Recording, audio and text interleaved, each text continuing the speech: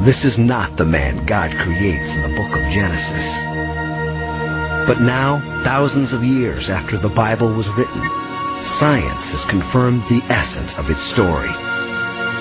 There was one man whose DNA survives in every man on Earth today. His Garden of Eden was likely East Africa. Other humans came before him, but only after him did we become truly modern. Scientific Adam unites all men today. First, we'll start off with identifying some Euro myths involved in the terminology of this land. America. The term America, according to U.S. history, was supposedly taken from the Italian navigator Amerigo Vespucci. The truth is, the term is a two-part word. Amer, taken from the French word more, which were the inhabitants of West Africa, Morocco, and Mali. These Africans were also referred to as Mer, Moor, or Morenos in Spain to mean black. The term Moor is the root word of the Latin term amor, or the French word amour, or the Italian term amore, which means beloved, and was the term used in reference to the Moroccan kings who sailed via Spain and became religious leaders of the Vatican. The original Vatican priesthood was African. Catholic equals cat holistic, or holy cat, of Egyptian symbolism, symbolized by the Sphinx. The Moroccan priesthood oversaw the papal government. The term Rika derived from the Middle English word reek to mean power realm. Power was determined by bloodlines and by wealth. Thus the term rich or reich, and referred to the Moroccans, the wealthy Moroccans that was depicted in the films Casablanca and The King and I. The term American literally refers to the early inhabitants of this land who wore gold in their noses. Next term, Indian. The term Indian was first coined by Christopher Columbus during his first journey in 1492. Columbus was under the impression that when he arrived in the Bahamas, he was in the East Indies. When Columbus encountered the Arawaks, he referred to them as Indians because their skin color and hair texture was similar to that of Hindu people of Asia. The term India only applies to inhabitants of the country of India, not the indigenous people of America. Today, the term Indian is officially used as a term of determination by the United States federal government. However, there is no clear and concise definition for the term when it deals with the classification and tribal eligibility. For argument's sake, though, this term will appear various times throughout this lecture. Native American. The term native is from the Middle English word natif, which means belonging to a particular place by birth. It is a misconception that the term Native American refers to the so-called American Indian. The truth is that anyone born in America is a Native American, but not necessarily an American Indian. Indigenous. The term indigenous means native, coming from the Latin word indigena. The difference between indigenous and native is that native refers to residence, while indigenous refers directly to ethnicity. Within the word indigenous is the word gene, which means to give birth or freeborn. American citizen. The term American citizen refers to persons or an inhabitant of a city or town who is entitled to the rights and privileges of a free man. American citizens must be entitled or granted the various rights of the nation, but not necessarily the same rights as an indigenous or native people. The people must become members of the United States in most cases and withdraw their membership with their birth nation. And finally, illegal alien. The term illegal alien refers to persons of another country who are not naturalized or granted citizenship. We will need to pay attention to these terms as we go further through this lecture. The true story of America has been a forgotten one, hidden deep in the portals of time, existing under the notion that it would never be uncovered and revealed. It was unknown for hundreds of years. We were only provided false information in order to hide the greater truth. No, black Indians are not solely the result of African slaves mixing with red Indians, as many other black Indian sources would have you to believe. This is only a small portion of the legacy. Black Indians are indigenous to this land before the so-called red man, before the Europeans, before the so-called Bering Strait. We, the Olmecs, Washita, Yamasee, Moors, and mound builders planted the seed of this civilization in this country, America. Today we are the remnants of these elders, and it is time that we reveal the bigger picture, our true legacy, not as former African slaves, not as immigrants, but as what we were and what we are. This educational series will chronicle the original indigenous people of America and how they came to be known as the people we know today. The indigenous people of this land, we are still here.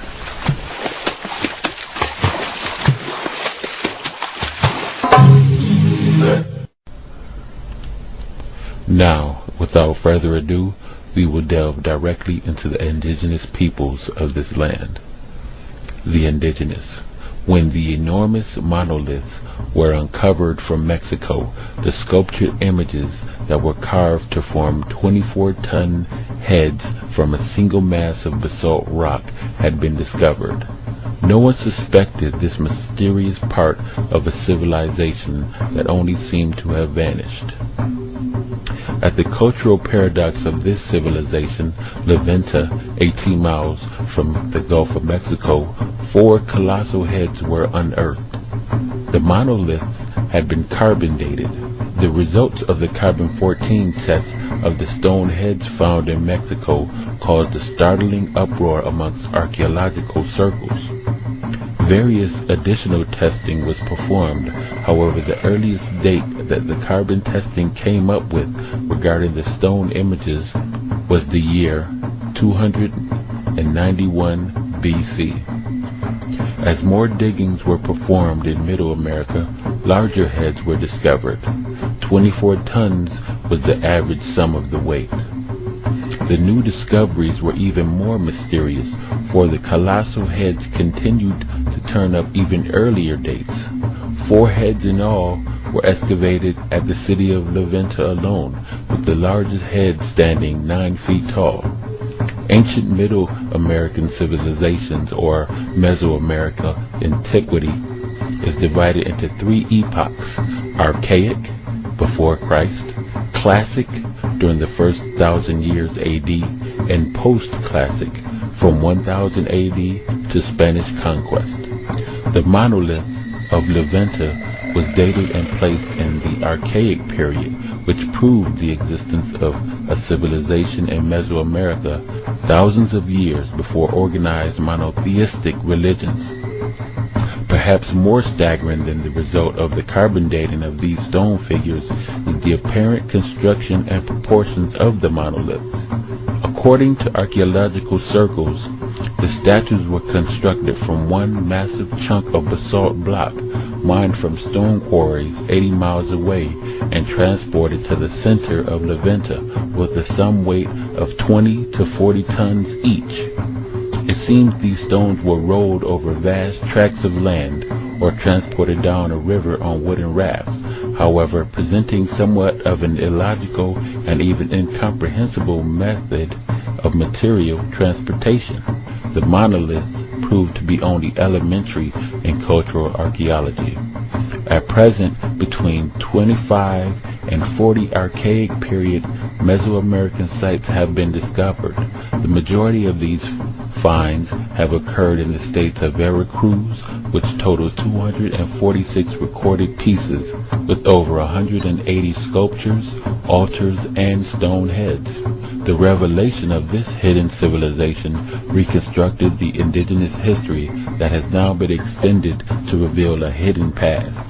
It is apparent that the Archaic period preceded even some of the great civilizations of the East, 900 to 400 BC. The people of this period were not primates. These archaic indigenous inhabitants belonged to a class of Homo sapiens, thus leading to the belief that the ancient America, despite the narrow-minded kaleidoscope view of cave dwellers and tree climbers, was a highly advanced civilization. We see this in the advanced artistry and sculpturing, which was quite different than the art and sculpturing of tribal cultures. Mesoamerica archaeology proves enough data to suggest that these inhabitants were a high-status group with the presence of elite leaders, a military force, a political hierarchy, and a quite obviously, or at least sensible, penal system, as opposed to a primitive tribal culture's vigilante methods of punishment. Historians speculate on the actual racial identity of these inhabitants. Many hypotheses suggest that the archaic inhabitants were of Mayan linguistic stock. The contradiction to this hypothesis will be that the inhabitants spoke an ancestral form of mixed Zoqueen. Other historians speculate that the people who populated Mesoamerica were Mongoloid people who crossed over between Siberia and Alaska and were called Paleo-Siberian or ice hunters. Upon research in the etymology of the term Paleo-Siberian, we find paleo from the Greek word pale to mean ancient or primitive. Siberian has dual meanings. Sib from the Greek word sipa to mean kinship, family related by blood, and Aryan from the Sanskrit word Arya to mean noble, in reference to the Persian language. Arya also denotes a sub-tribe of people who migrated from Turkey into Palestine and were given the name Caucasian from the regions of the Caucasus Mountains. However, the stone images were not the depiction of Siberians or Mongoloids. The archaeologists are not in agreement with the identity of these inhabitants, or more correctly, have denied indisputable truth of their origin. However, since the mysterious unearthing of the ancient civilizations, one name has surfaced from later transcriptions. The name was Olmec. Who were these people called Olmec? Can we speculate that these people of the colossal heads were Asians who crossed the Bering Strait, or Siberian icemen who migrated from Europe? Jose Maria y Serrano, upon excavating one of the monolith heads in this region of San Andreas Tuxtla, published a short passage in the Bulletin of the Mexican Geographical Statistical Society, and I quote, "As a work of art, it is without exaggeration a magnificent sculpture. But what most amazes me was the type that it represents, a Ethiopian African. I conclude that there had doubtlessly been black Negroids in this region from the very earliest ages of the world." Unquote. In 1939, Dr. Matthew Sterling led a joint team from the National Geographic Society into the Gulf of Mexico to spearhead a major digging operation in Veracruz to unearth the monolithic heads. Sterling concluded, and I quote, "The features are bold and amazingly Negroid in character." Unquote. The archaeological cultural data overwhelmingly confirms the depiction of Negroid faces. Further archaeological evidence of the Negroid in ancient America is found in the Monte Alban culture, which seems to have begun at the end of Olmec culture. In Monte Alban, 140 Negroid-type figures have been discovered. Upon archaeological research, there is no logical denying of the Negroidness found in the art of the ancient Americas. Although there has been denial amongst historians, archaeologists have indeed confirmed at least 4 major facts. Number 1, the Olmecs date back to the Archaic period. Number 2, the Olmec civilization parallels the dynastic periods of Egypt. Number 3, the Olmecs were not Paleo-Siberians or evolving Neanderthals. And number 4, evidence points to the Olmecs being of African ancestry. Skeletons have also been unearthed in pre-Columbian layers in the valley of the Pecos River that flows through Texas and New Mexico and empties into the Rio Grande of the Gulf of Mexico. Professor Houghton, a physical anthropologist, concluded, and I quote, "The Pecos skull resembles most closely the cranial of Negroid groups coming from Africa, where Negroes commonly have some perceptible infusion of Hamitic blood." Unquote. The Pecos skull resembles most closely the cranial of Negroid groups coming from Africa, where Negroes commonly have some perceptible infusion of Hamitic blood. Unquote. Professor Houghton refers to Hamitic blood.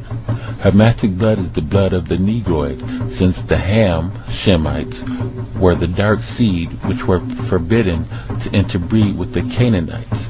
The word Ham translates as black in biblical Aramaic.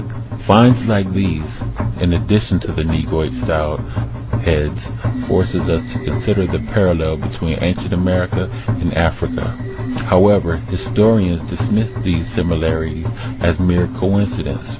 Archaeologists, on the other hand, conclude that the Olmecs who sculpted these monoliths have been shown to be absolute masters of realistic portraiture and did not arrive at the distinct Negroid features by accident. It is also noted that there could not possibly be a coincidence of stylization of a distinct people with facial features and characteristics which separates them from the features and characteristics of all other races on this planet. There can be no room for geographical coincidence that the very period that the Negroid appeared in Mexico, that was the same period when the first pyramid, mummies, and hieroglyphics began to appear in Mesoamerica as well. Is it a coincidence that the Teotihuacan head of pre-Columbian Mexico greatly resembles early Mandingo clay heads and Nigerian images? Many of the historians today have confirmed to the speculation of the Olmec monolith heads. They cannot explain the representation of the Negroid, despite the coloration, the fullness of the lips, prognathism, tattoos, tribal markings and tribal scarification, kinky hair, the broad nose, and the Egyptian-style military accessories. Historians now speculate that the sculptures were not constructed by Negroid people, but perhaps by Asians. If this had indeed been the case, why would people erect such huge monuments of Negroid representation? Why would Asians build colossal monuments to portray the Negroid of Africa when they had their own gods and legendary heroes? So realistic are these representations of the Negroid that it is extremely difficult to suggest that these figures were constructed by anyone other than Negroids themselves. Were the Asians attempting to construct an Egyptian metropolis by erecting Negroid stone heads, pyramids, clay pottery, which is identical to the Egyptian and even the Nigerian art? How could the Asians arrive at the startling similarities between the Olmec civilization and the Egyptian civilization? Even more absurd than these claims is how the Asians built these monolith heads. It is interesting to note the similarities between the mysteries of the construction of the Olmec heads and the pyramids of Egypt, both Negroid civilizations. The historical professors' hypotheses are in fact denials of an ancient Negroid civilization in America, which predates all other ancient civilizations and cultures in America. No one has denied that the Olmec civilization is perhaps the oldest of America that stretches back into antiquity, nor is there any legitimate denial that the Olmec monoliths represent Negroid people. However, there is denial that the true indigenous people of America were Negroid. Research shows that the Olmecs did not mysteriously vanish as suggested by historians, but that the Olmecs migrated far north and mixed in with the 4th century Chinese missionaries under Buddhist monk Hu Shen, who traveled to what is now California and produced what Columbus mistakenly called Indian and the British called the Red Man. Other Olmecs migrated to Southeast America and established settlements. Research suggests that Olmecs mixed in with Negroid traders from Morocco, the Moors, thus becoming known as Washoe, and established governments and sovereign nations thousands of years prior to the arrival of the Europeans. These claims have thus been repudiated by historical circles who have gone beyond the call of duty to counteract the suggestion that the original Native American, in every sense of the word, were African, Negroid, Black, Egyptian, or Nubian people, and not red men living in huts and teepees. So, who were the Olmecs? Where did they come from and why? Why does the Olmec culture parallel Egyptian culture? Who are the black gods carved in the stone found in Mexico? Did the Olmecs simply vanish, or do they still exist today under various names like African American, Negro, Black, Mexican, Puerto Rican? Is there a cover-up governed by archaeological and historical circles to hide the present identity of Olmecs in order to protect the land that would otherwise technically and literally be owned by these indigenous people? We owe it to ourselves to unearth the largest find to date. This find is that of the very first Americans. Where did the Olmecs come from? The Olmecs came from Nubwa in Central Africa, and they migrated to America, in which they named in their Kushite language Utala, which means vacate. When the Olmecs discovered that there was actually a North Utala and South Utala, the word Utala became plural, which became Atlan, which is where the word Atlantis and Atlanta came from. The Olmecs were a tribe in Africa called Dogon in Mali. When the Dogons migrated to America, they also imported the rubber tree, which is only indigenous to Africa. The Dogons used the sap from the rubber tree to make shoes, coats, capes, and they were the first to introduce soles on shoes in the New World. The name Olmec means rubber people. The rubber was also used to make large balls for the Olmecan ball game ceremonies, which was played in large stone arenas. When Christopher Columbus arrived in the West, he states that he saw natives kicking around a large ball that was made of some type of acacia. Columbus took some of these trees and balls back to Spain with him, and today, soccer is the favorite national sport of Spain. These Olmecs set up empires and cities that predates even the Inca, the Aztecs, and the Mayans. The Olmecs were not Siberians.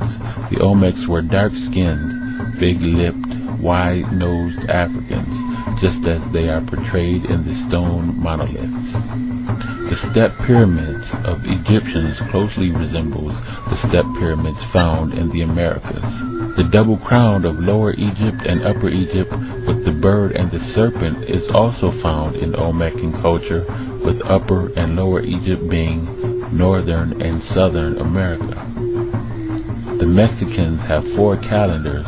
The 4th calendar is identical to the Egyptian calendar. In Mexico, there was found a type of paper made from a specific type of wood pulp that scientists say can only be found in Egypt. Even the ceremonial dance of the Hopi Indians is identical to the Dogon's Bado dance of Africa, using the same symbols and spirit names. Various tribes such as the Osage and the Apache used the crescent moon symbol, which is the national symbol of Angola, Mauritania, Tanzania, the Sahara, and Algeria, all found on the continent of Africa. Now, you may be wondering, hey, he just kind of skimmed over that little part about the blacks mating with the Chinese to produce the Red Indian. Well, I'm going to attack that right now. You may be wondering, were there even blacks in China? And the answer to that is yes. There were indeed blacks in ancient China. The skeletal remains from southern China are predominantly Negroid. The people practice single burials, which is an African ritual. In northern China, the blacks founded many civilizations. The three major empires of China was the Jia dynasty, the Shang Yin dynasty, and the Zhao dynasty. The Zhao dynasty was the first dynasty founded by the Mongoloid people in China, called the Hua. The founders of the Jia and the Shang came from the fertile African crescent by way of Iran. Chinese civilization began along the Yellow River. Here the soil was fertile, and black Chinese farmers grew millet 4,000 years ago, and later soybeans. They also raised pig and cattle.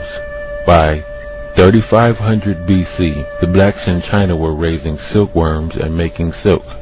The cultural hero Huang Di is a direct link of Africa. His name is pronounced in Old Chinese as Yuhai Handi or Hu Nak Kunte. He was supposed to have arrived in China from the west in 2282 BC and settled along the banks of the Low River in Shaanxi. This literal translation of Huang Di to Hu Nak Kunte is interesting because Kunte is a common clan name among the Manding speakers. The Africans or blacks that founded the civilization in China were often called Li Min, meaning black-headed people, by the Zhao dynasty. This term has affinity to the Sumero-Akudan term Sa-ge-ga, black-headed people. These Li men are associated with the Chinese cultural hero Yao. We know very little about the sounds of the ancient Chinese because ancient Chinese was very different from Old Chinese and Middle Chinese and the modern Chinese dialects. This results from the fact that the Chinese dynasties were founded by a diverse ethnic group. Jia and Shang Li, i.e. Black Shang, were founded by Dravidian and Manding speakers. Shang Yin was founded by classic Mongoloids, and the Zhao by contemporary Chinese. This explains the difference in pronunciation for ancient Chinese spoken by the Jia and Shang peoples and Old and Middle Chinese, or a variant thereof which is spoken by the Zhao people. The Shang characters compare favorably to the ancient Proto-Saharan script used by the Harappans in the Indus Valley, and the Manding script used in the ancient Sahara and Crete. Clyde Winters outlined the spread of the Proto-Saharan script to Harappa and throughout the Sahara African and Asian by the Dravidians and the Manding. Evidence of Chinese writing first appears around 2000 BC as pottery markings. The shell and bone characters represented writing. They were not pictures but wedges similar to African cuneiform. The Shang symbols compare favorably with ancient Manding symbols as well. Although there are different contemporary pronunciations for these symbols, they have the same meaning and shape. This suggests the genetic relationship between these scripts because we know that the present pronunciation of the Chinese symbol probably has little relationship to the ancient pronunciation of Chinese spoken in the Jia and Shang times when these characters were first used. This cognation of script supports the proposed Dravidian and Manding migration and settlement of China during the Jia times. The identification of the first hero of China, Hu Nak Kunte, as a member of the Kunte clan of the Manding speakers of Africa is supported by the close relationship between the Manding languages and the Chinese. Even though we do not know the ancient pronunciation of many Chinese signs, many Chinese and Manding words share analogy and suggest a Manding substratum for Chinese. I mentioned Black Shang, so I will further explain. There were two Shang empires. The first Shang dynasty was Shang Li, meaning Black Shang. It was ruled by Li Shang or Black Shang. For the last 273 years of the Shang Empire, the capital was situated at Anyang. The Shang Empire based at Anyang was founded by the Yin nationality. We call this empire Shang Yin. Thus we have Shang Li Empire and the Shang Yin Empire. The Yin were classical Mongoloid people related to the Thai and other small Mongoloid Austronesian speaking people situated in Southeast Asia. The use of the blackbird as the father of Zhai relates to the blackbird as a popular totem of black ethnic groups in China. This indicates that the founders of Shang were of mixed origin. The bird myth I just mentioned, which is centered on the east coast of China, suggests black origin for Shang, since this area was the heartland of ancient China. Both the ancient Chinese and Africans had similar naming practices. As in Africa, the Shang child had both a day name and a regular name. The Shang child was named according to the days of the sun on which he was born. There were 10 days in each sun. These days are called the 10 celestial signs. In the mulberry tree tradition, one day 10 suns rose from a mulberry, and the archer Yi shot them down. He actually only shot 9 down. The suns in reality were birds. The bird myth refers to the blackbirds that founded the Shang dynasty. The fact that only one of the 10 birds survived the arrows of the archer of Yi may be related to the unification of the 10 clans of the Shang dynasty. The reference to blackbirds in the Chinese literature relate to the African origin of the Shang rulers. The use of the term blackbird relates to the fact that these blacks had a bird as their totem. There is a similar account in Native American history, where the blackbird rescues the red bird from the white bird, which retreats back into the caves. This analogy is a reference to the Negroid releasing the red Indian from the clutches of the European colonialism. We know that birds do not live in caves. The cave is a reference to the mountains of Europe, the Caucasus Mountains. And as far as blacks in Asia today, many Africans and Chinese mixed and moved far north into Tibet, where they become known as nomads and live a very similar life to the Africans in Kenya. The Dravidian speakers originally came from Nubia. They were related to the Sea Group people. The Shang culture was founded by the Kushites, thus the name Yi, meaning great bowman, thus corresponding to Stu, the name for the founders of the Tatseti, the first monarchy in history.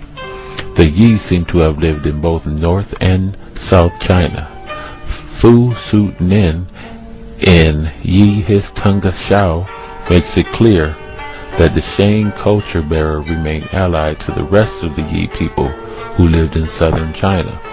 The founders of Jia are usually referred to as Yue, as opposed to Yi.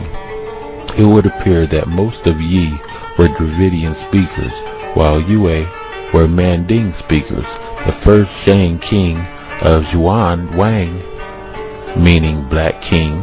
Zhuan means black. He was called Zhuan Di, meaning black emperor. The founder of the Shang dynasty was called Zhuan Nao, meaning black bird. Another Shang king was called Zhuan Mu, meaning black oxen.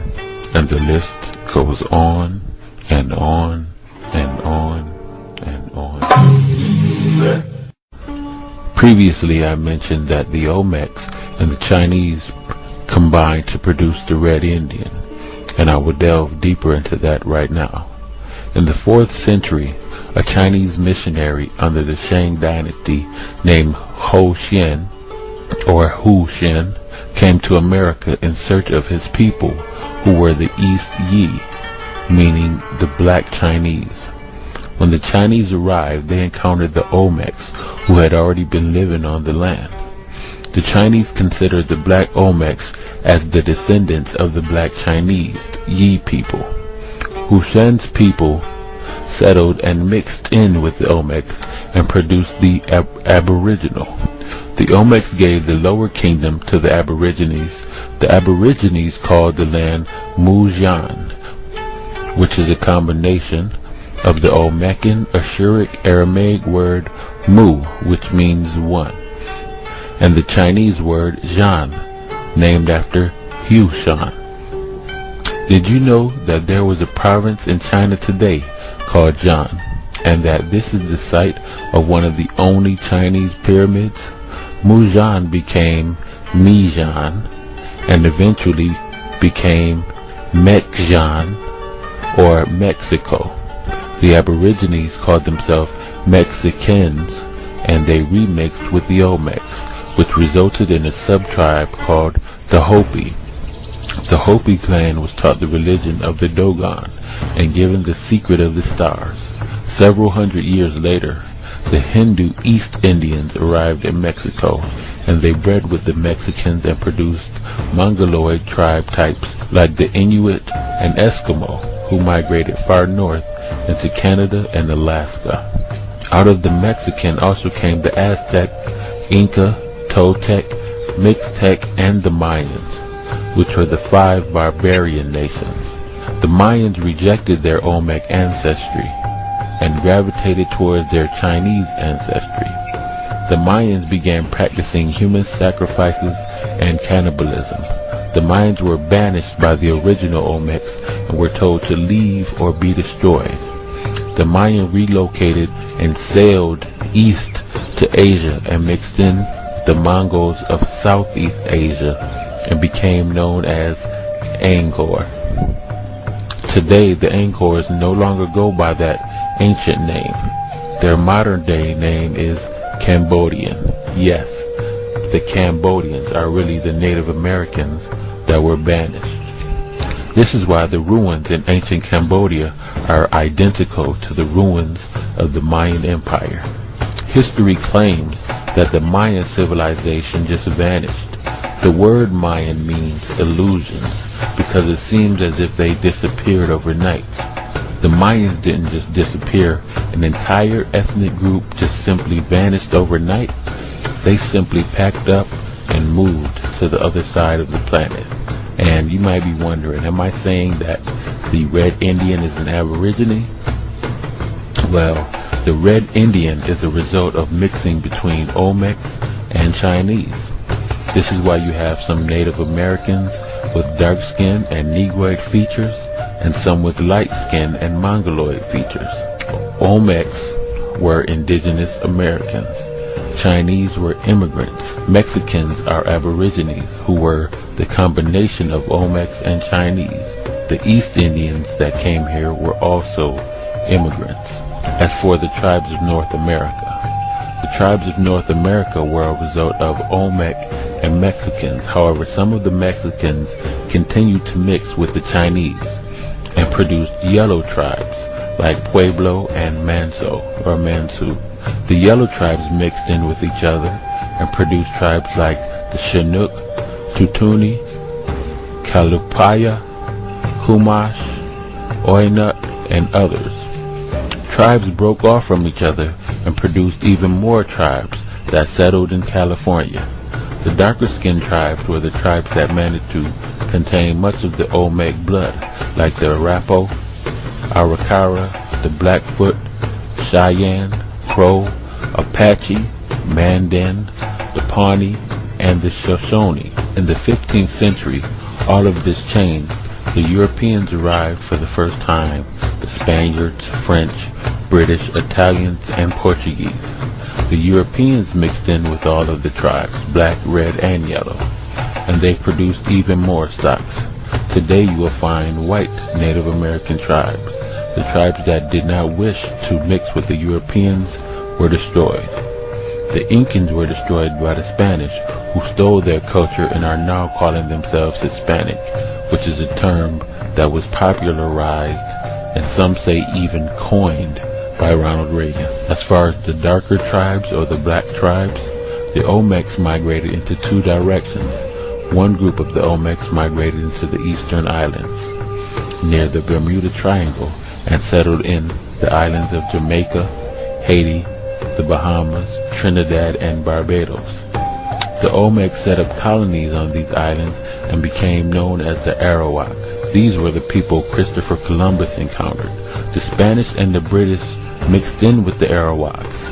The Olmecs of Haiti went back to their African roots and began practicing their religion called Yoruba, which is mistakenly called Voodoo.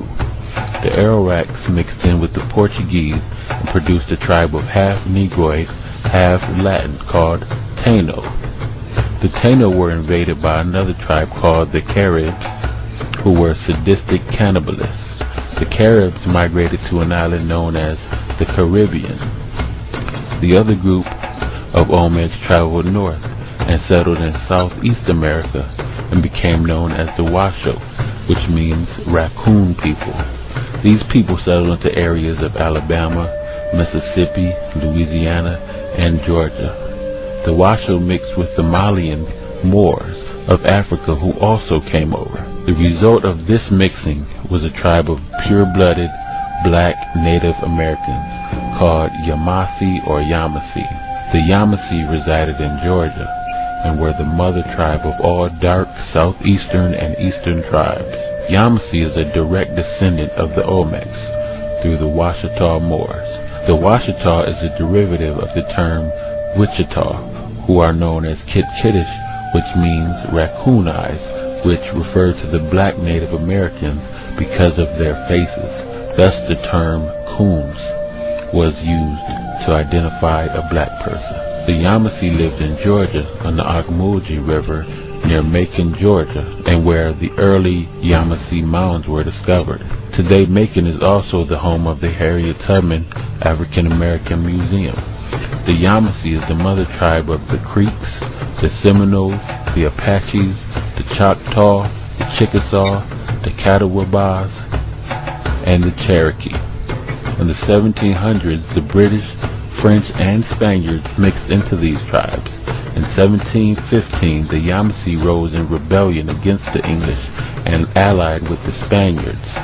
Some of the Yamasee Creeks migrated to what is known as Savannah, Georgia, and became outlaws under the tribal name Yamacraw. The British began taking women and children into slavery.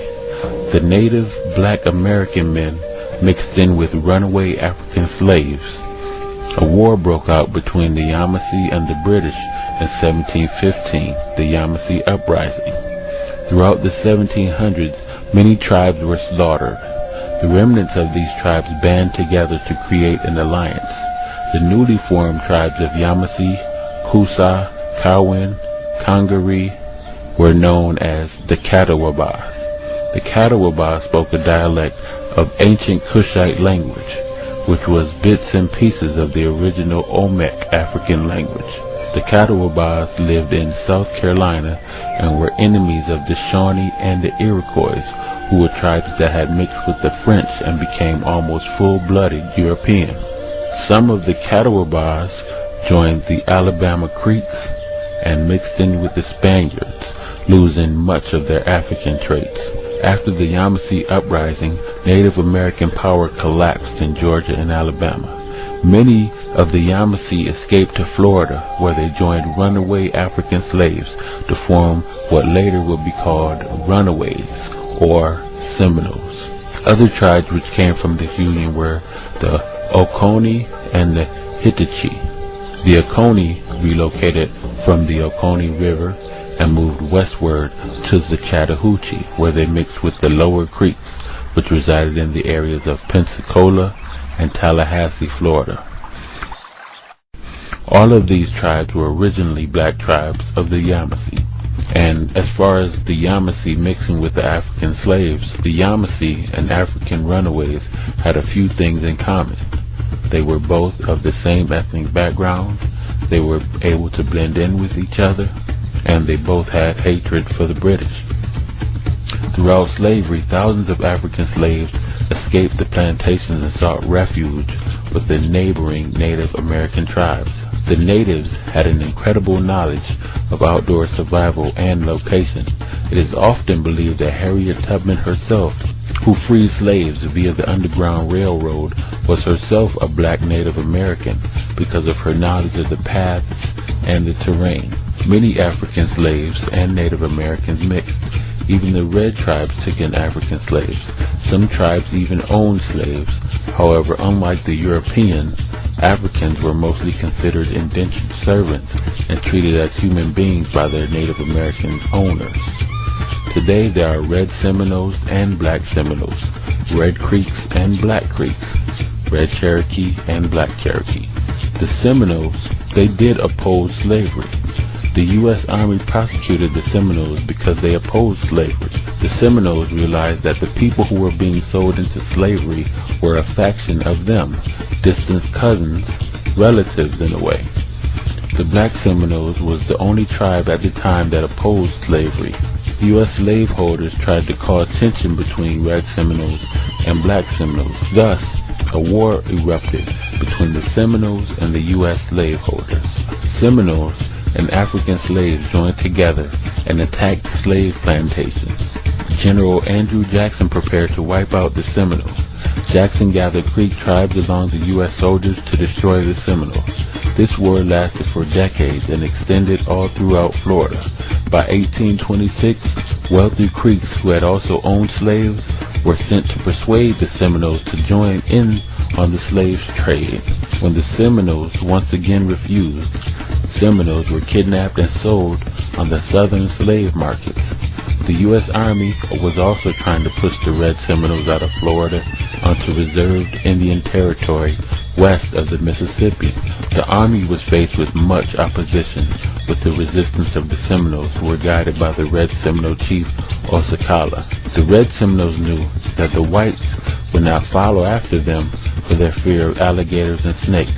The black Seminoles remained in Texas and moved into Oklahoma, Idaho, and mixed in with the Blackfeet, Comanche, the Kiowa, Apache, the Mandan, the Omaha, Osage, Pawnee, and Arikara, and their closest relatives, the Wichita.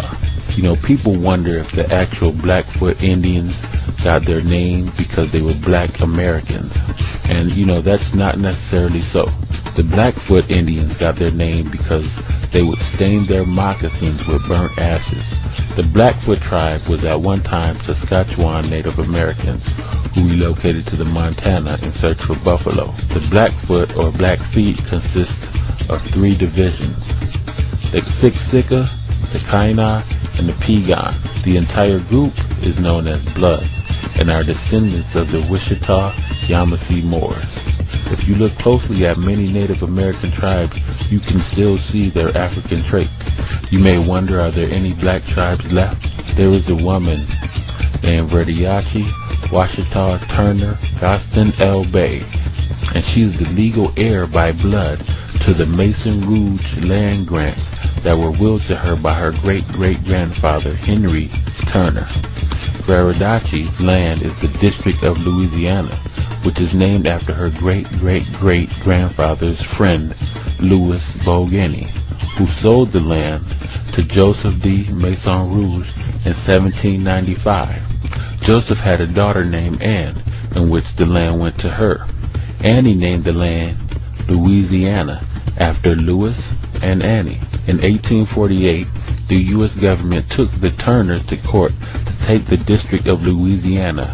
However, the government lost, and the land was granted to the heirs of Henry Turner, Verdiachi Washita Turner Gaston L. Bay. Verdiachi has set up a sovereign nation of Washita Moors that is recognized by the United States government. The Subcommission on Prevention of Discrimination and Protection of Minority Workers Groups on Indigenous Populations recognized the Wichita as the oldest indigenous people on the earth. The U.S. government does not own the District of Louisiana, as we may believe. Also, the state of Georgia is owned by a Yamasee. It is documented. Many Native Americans signed treaties with the U.S. government but never actually sold any of their land over. Technically, the land still belongs to the so-called Indians, not the federal government. So you may be wondering if I'm trying to say that out of the 550 some odd Native American tribes, they're all descendants of black people. I'm saying that all so-called American Indians descended from the Mexican Olmecs and the various African and Asian mixtures throughout. How does this make other Native Americans feel, especially today's Red Indian? It is important that we as Americans understand the origin of the so-called American Indian, and it is important that we accept the truth. Black Indians are no more native than the so-called red man in culture. The culture and religion that is practiced by today's Native Americans is the natural, non-theological concept of the Malian Moors of Africa, the Olmecs, and the Aztecs of Mexico, as well as the early concept of the mound builders. There are various tribes today that will admit to their African ancestry. The Hopis, Apache, Aztec, Zuni, Nez Perce, Miami, Blackfoot, Catawba, and Seminole all possess knowledge of African ancestry. What's more important is not the feeling concerning indigenous people, but more so the truthful data and the validity and acceptance of that data. You may be asking, why do red Native Americans believe that they are the first? Well, many red Native Americans are well aware of the information that I've just presented to you, and some are not aware. Tribes like the Hopi, Aztec, Apache, Pueblo, Seminole, Creek, Tuscaros, and Susquehanna have documents in their possession that tells the stories of the black gods who gave them birth. In fact, the Hopi Book of the Stars that was given to them by the Dogons tells that when the forefathers, Africans, reclaim their throne, the black and red tribes will join together and overcome their oppressors. There is a similar parable in most Native American cultures that speaks of the white eagle who has captured the red eagle, until the black eagle freed the red eagle. The white eagle retreated into the cave from which he came. Look up this story. It's an actual Native American culture. It is just as important for Native Americans to understand true history as it is for black Americans to understand true history. Blacks have been convinced that they are all ex-African slaves. Of course, this is a lie. There had been blacks in this country for thousands of years before the first Europeans. There are millions of blacks in America today who, if they trace their family heritage back, will not find any African slavery in their family. Many blacks are children of the Yamasee, Seminole, Creek, Cherokee, Blackfoot, Shoshone, etc. However, the U.S. government, in order to protect their best interests, has kept most of this information and true history from us. The U.S. government has convinced us to classify ourselves as a title that the European political system created in order to place us in a certain social bracket, African American. As an African American, we have no inalienable or indigenous rights under the Constitution. Even worse, as an African American Christian, we dig an even deeper hole for ourselves. As black Christians, we have to admit two things. We are former slaves by calling ourselves African, and we are former slaves who converted to the slave owner's religion. Thus, we sever any connection to sovereignty or self-identity. As African American Christians, we literally become dependent on the government and relinquish all indigenous and self-governing classifications. Thus, we throw ourselves on the mercy of the U.S. judicial system. Native Americans have what is called autonomy or self-government, similar to diplomatic immunity. As indigenous people, we have the right to set up our own sovereign nations. We govern our own judicial, legislative, and penal system. As African Americans, we waive the right of self-governing and indigenous rights by admitting that we are immigrants, came over from somewhere else, and not indigenous. The African slave trade. Much of the so-called African slave trade was fabricated and widely exaggerated. There was no trade. An independent source showing that the so-called Indians on the eastern seaboard, also called Terra Nova, were Moors, is called the book African and Native Americans by Jack D. Forbes. He shows in the book how many so-called Native American Indians were sold into slavery in Africa and Europe. This is the opposite direction in which we were taught the slave trade went. These Native Americans or Indians were classified as Negroes and blacks in the slave books of Seville, Spain, and elsewhere. On page 29 he says, and I quote, "Slaves from Terra Nova show up in the slave markets of Seville and Valencia very soon after 1500. For example, in Valencia during the period to 1516, we find in 1503 Miguel Man, in 1505 Juan and Pedro, and in 1507 Antonio and Juan Amarco. In 1515 Ali, now Melchor, and in 1516 Catalina. They were all classified as Negroes." Unquote. Now, think about this.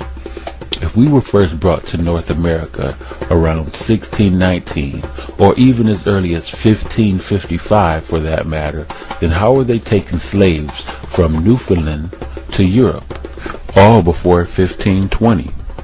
Keep in mind that one of the Native Americans even had the name Ali, and all were classified as Negroes once they reached Valencia. How did a Native American in 1515 have a Moorish name, Ali? At least 3,000 Americans, so-called Indians, are known to have been shipped to Europe between 1493 and 1501, the Columbus expeditions, with the likely total possibly double that. Most were sent to the Seville area, where they seem to show up in the slave markets as Negroes. These are major contradictions to the whole slave trade myth. Blacks were always in America. The missing Indians are Negroes. The slaves sold on the slave markets in the South were initially the black people from right here in this hemisphere. As they took the lands here, they enslaved the inhabitants of those lands who were black.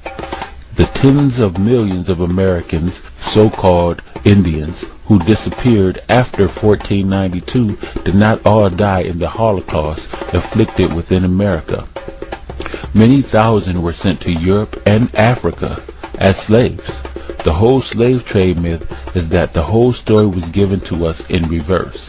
A mass colony of Africans were not shipped from Africa to America, but the truth is that black Indians were shipped from America to Europe. They were then shipped from Spain to Africa as a commodity for African resources. These black Indians, now mistaken as Africans, were shipped back to America and classified as African slaves. This part of our history is what the school systems failed to mention in their history programs. Am I saying that there was no slave trade? There was indeed a kidnapping of Africans from Africa to America.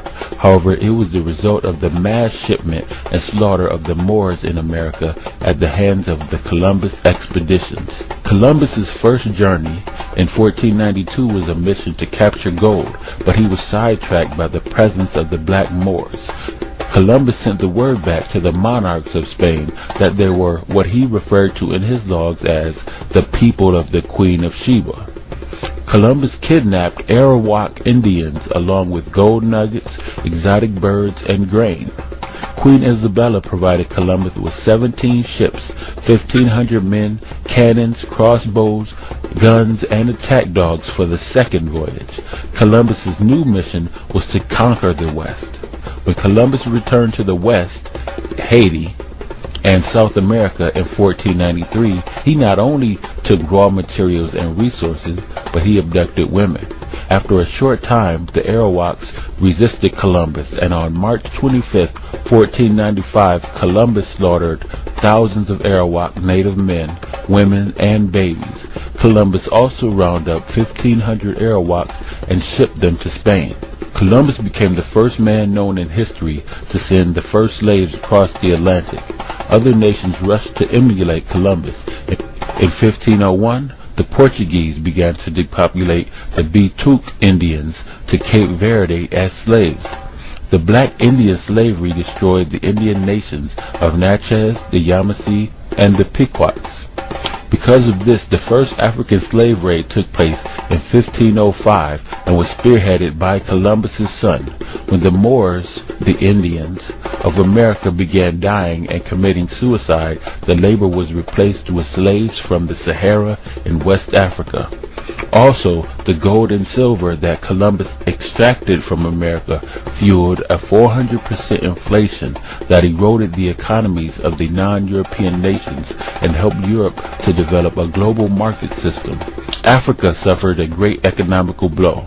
The trans-Saharan trade collapsed because America supplied more precious gems than the African West Coast.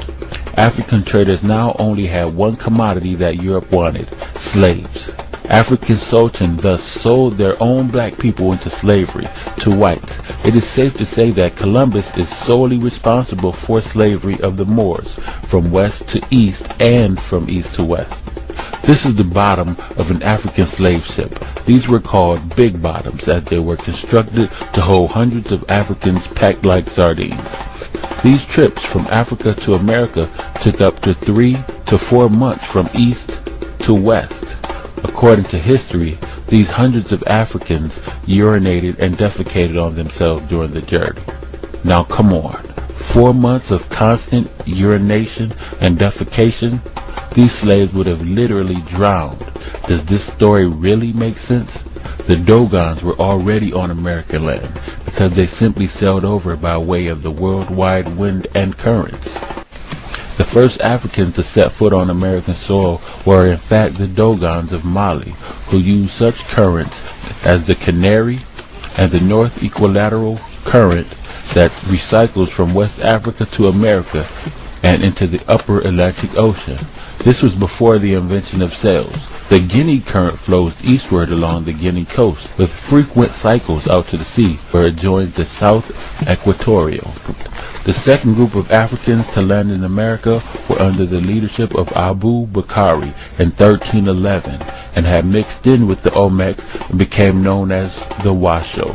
The third group of Africans to land on American soil were the Idrisids, who were the ruling dynasty of southern Morocco and Mauritania, who came into Morocco before the invasion by the Dogon Malians and the Senegalese.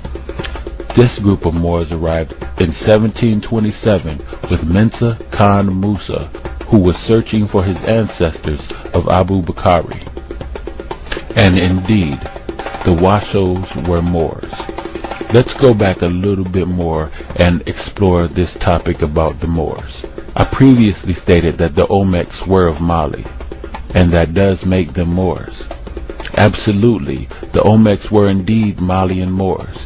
The Mayans were the descendants of the Malian Moors and were often referred to as Black Mexicans or Quetzalcoatl.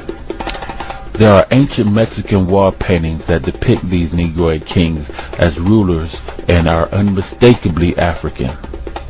These Moors were the people who built the Great Pyramids all over South America, Peru, Canada, Alaska, and Georgia. Scattered all throughout North America along the Mississippi River and its tributaries are found mounds built out of tons of earth, tons and tons of earth.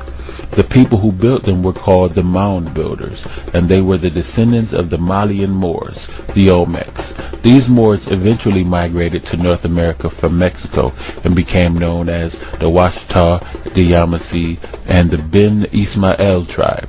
The Ben Ismael tribe was a collection of what is known as the Lenape, the Wampanoag, and the Nanticoke Indians who migrated to Indiana and Illinois and referred to themselves as Moors, even though the United States government continued to classify them as Negroes in order to strip them of their indigenous rights.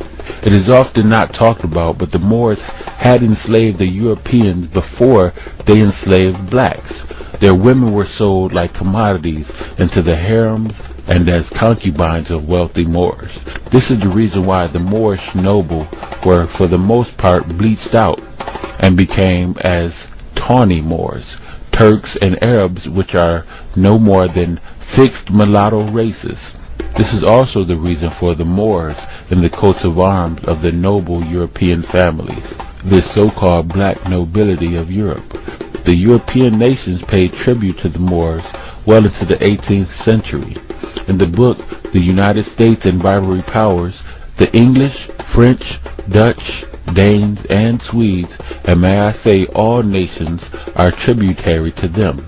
David McRitchie in the book Ancient and Modern Britons says the word blackmail is the result of this tribute paid to the black army, or black oppressors as the English referred to them. The Moors had control of the Atlantic and the Mediterranean. This is why the Marines sing of defeating the Moors, from the halls of Montezuma to the shores of Tripoli, confirming the extent of the Moorish Empire and dominions of Olmecum, or Atlantis. Here you see the first page of the Moroccan Treaty of 1787. It should also be noted that Shakespeare's most famous Moor, Othello, is also described as a black African. Thomas Jefferson and Benjamin Franklin worked closely with Moors in the Continental Congress to secure this treaty.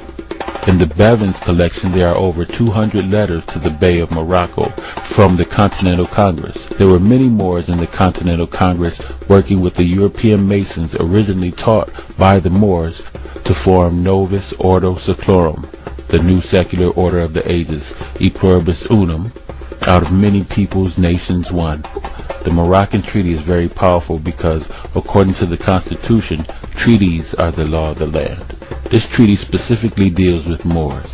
The question that may arise, how do we know that where the treaty says Moors, the so-called black people of the time is being referred to? The Moors were considered citizens or part of the we the people who ratified the Constitution. It says, quote, "Thus an act was passed in Massachusetts on the 6th of March, 1788, forbidding any Negro not a subject of the Empire of Morocco or a citizen of the United States from tarrying in the Commonwealth," unquote.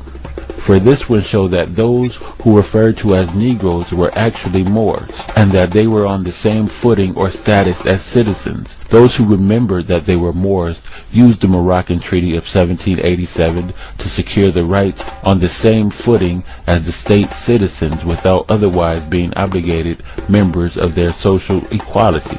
While those who were brainwashed into believing they were Negroes, descendants of Africans brought here by Europeans, were unprotected by the Moroccan Treaty, as well as the Articles of Confederation and the Constitution.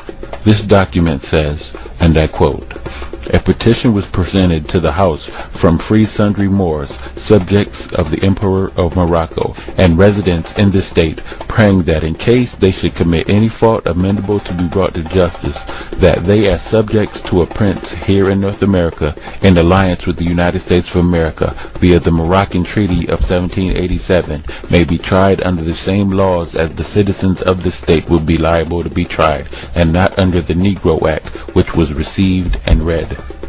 End quote. Thus, you have Moors back in 1789 saying what we say now. Our nationality is Moorish, not Negro, black, colored, etc.